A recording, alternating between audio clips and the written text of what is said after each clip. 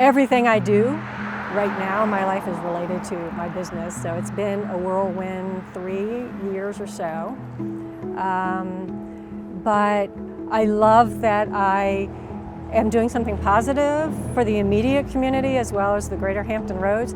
But I also have people come from North Carolina and the mountains of Virginia. It's nice feeling like you're part of a community. This is a really good location for that, so that's very rewarding. I'm Nicole Knudsen, and I'm the owner and the operator of Lady Fern's. That's awesome. I'm glad you're doing this. Thank you. It's amazing. I'm so glad that there is a native plant nursery locally that people can go and see and learn and purchase native plants.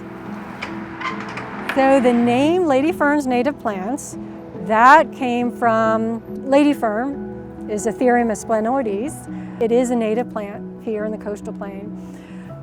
So I thought, well, that would resonate with people who both knew that that was a native plant, and I do like the fact that it also happens to work well with the fact that it's a woman-owned and operated business.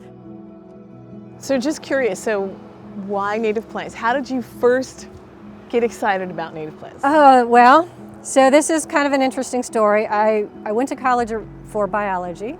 I was volunteering at the zoo. That was another thing that I was involved in as a volunteer. And so we were doing a lot of classes that had this Africa theme and the animals.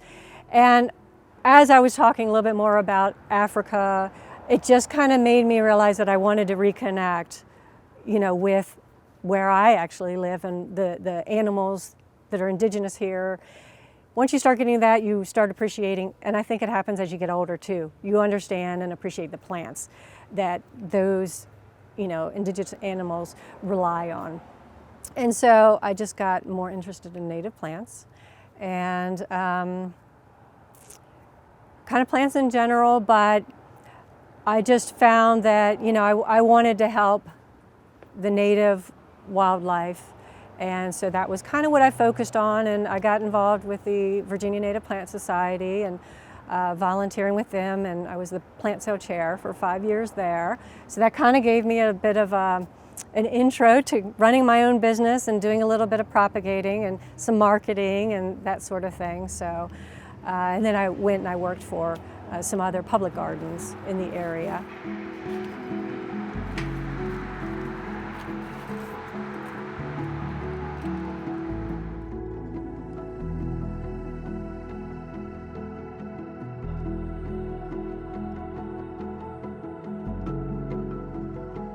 It's a difficult business as far as profit, to be in, because you have overhead.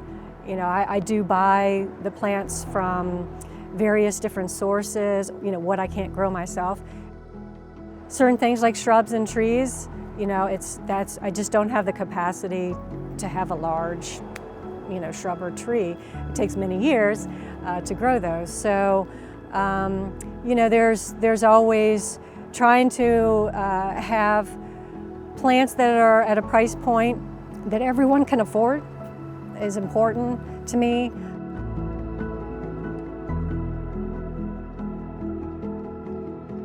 The spools are recycled, so I try to use as much recycled material as possible. And if you see the River Star Elizabeth project, I'm very proud that this will be the 3rd year that I am a River Star business. Congratulations. Thank you.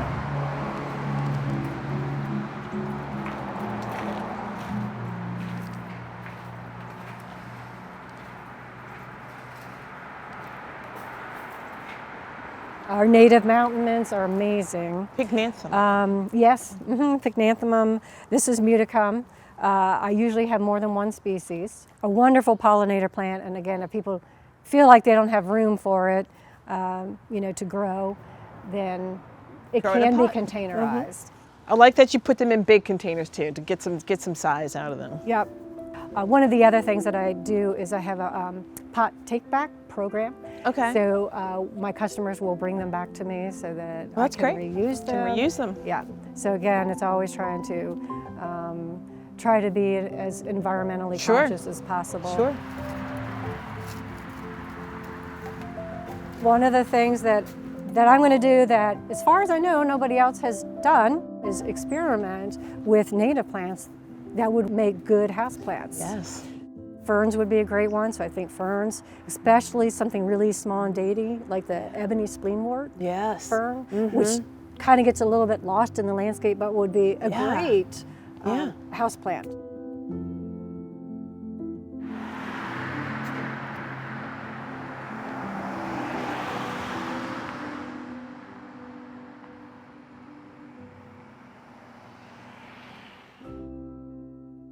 It doesn't feel like going to work. I like the variety, working outside most of the time, of course, and I love being creative.